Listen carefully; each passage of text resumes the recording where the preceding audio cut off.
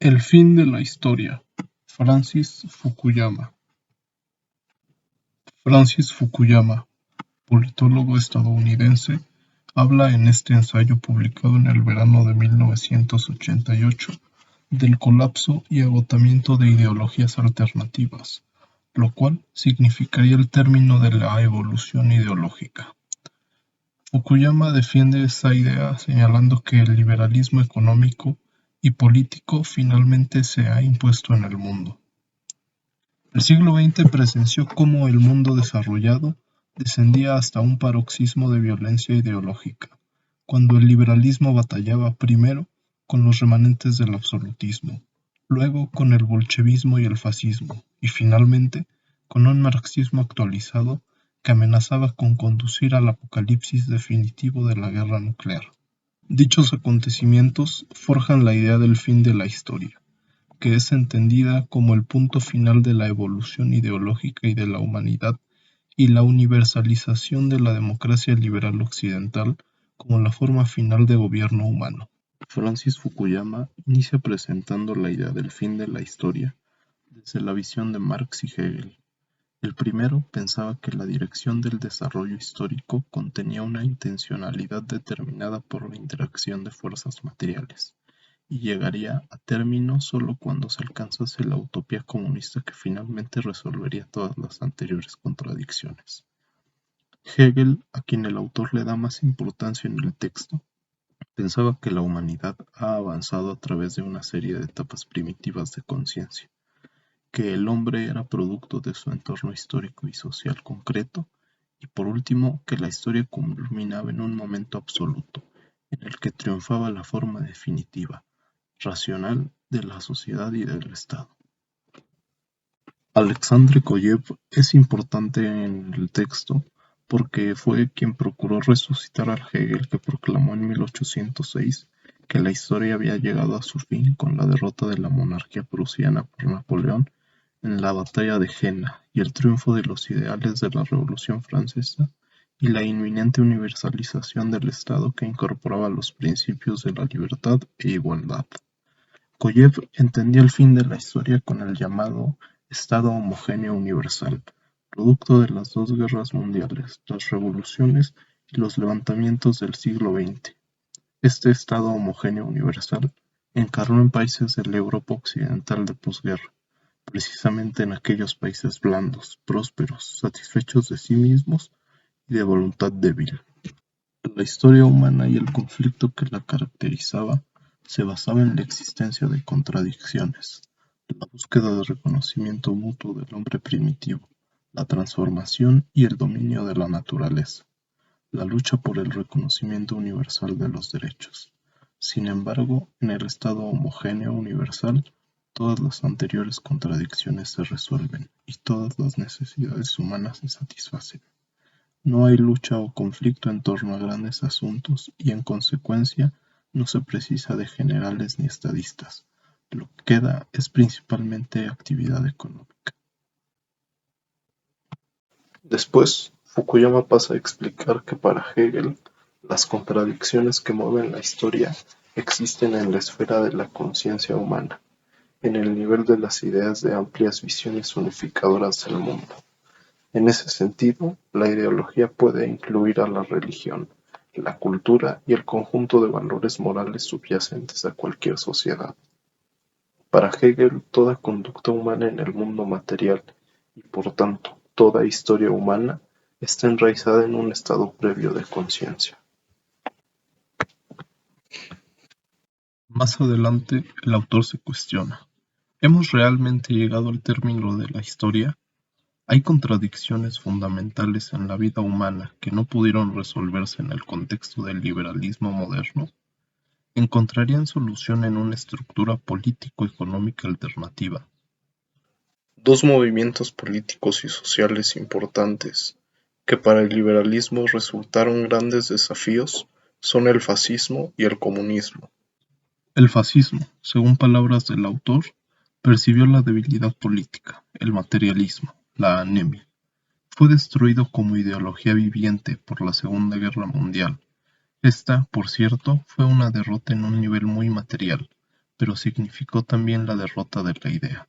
Lo que destruyó el fascismo como idea no fue la repulsa moral universal hacia él, sino su falta de éxito. El comunismo. En el caso chino, un país importante en territorio y con una ideología comunista, indica Francis Fukuyama que la mera existencia de China comunista creaba un polo alternativo de atracción ideológica, y como tal constituía una amenaza al liberalismo. Sin embargo, en los últimos 15 años se ha desacreditado casi por completo el marxismo-leninismo como sistema económico. Prueba de ello es que el Partido Comunista Chino emprendió la descolectivización agrícola y el rol del Estado en el agro se redujo al de un recaudador de impuestos, mientras que la producción de bienes de consumo se incrementaba drásticamente y la reforma duplicó la producción china de cereales en solo 5 años. Otra cuestión importante que menciona Fukuyama es que el régimen sigue considerando de palabra al marxismo-leninismo como su base ideológica, pero el marxismo y los principios ideológicos son prácticamente irrelevantes como elementos de orientación política, y el consumismo burgués tiene por primera vez desde la Revolución un significado real en ese país. En el caso de la URSS, los avances llevados a cabo por Gorbachov, dice el texto, han puesto el último clavo en el sarcófago de la alternativa marxista-leninista a la democracia liberal. Y es que es evidente que en los 4 años desde que Gorbachov asumiera el poder, existió una embestida revolucionaria contra las instituciones y principios más fundamentales del estalinismo, y su reemplazo por otros principios que no llegan a ser equivalentes al liberalismo per se, pero cuyo único hilo de conexión es el liberalismo. Esto se hace más evidente en la esfera económica, donde los economistas reformistas que rodean a Gorbachov se han vuelto cada vez más radicales en su respaldo a los mercados libres. Con el fascismo prácticamente desaparecido y el comunismo muy debilitado para ese momento en la URSS y en China, se cuestiona el autor sobre quiénes son los otros competidores ideológicos o qué otras contradicciones existen en las sociedades liberales más allá de la de clases, que no se pueden resolver. Por lo tanto, se plantean dos posibilidades, la de la religión y la del nacionalismo. Religión. El fundamentalismo religioso en las tradiciones cristiana, judía y musulmana ha sido extensamente descrito. Se tiende a pensar que el renacimiento de la religión confirma una insatisfacción con la impersonalidad y vacuidad espiritual de las sociedades comunistas liberales. Solo el Islam ha presentado un Estado teocrático como alternativa política tanto al liberalismo como al comunismo, pero la doctrina tiene poco atractivo para los que no son musulmanes. Nacionalismo. Es importante tener en cuenta que el nacionalismo ha sido históricamente una amenaza para el liberalismo y que va desde la tibia nostalgia cultural a la altamente organizada y elaboradamente articulada doctrina nacional socialista. Los movimientos nacionalistas del mundo no tienen una proposición política más allá del anhelo negativo de independizarse de algún otro grupo o pueblo y no ofrecen un programa detallado de organización socioeconómica. Para finalizar, Francis Fukuyama habla sobre las implicancias del fin de la historia en las relaciones internacionales y explica que los estados más grandes y desarrollados del mundo son los responsables de la política mundial.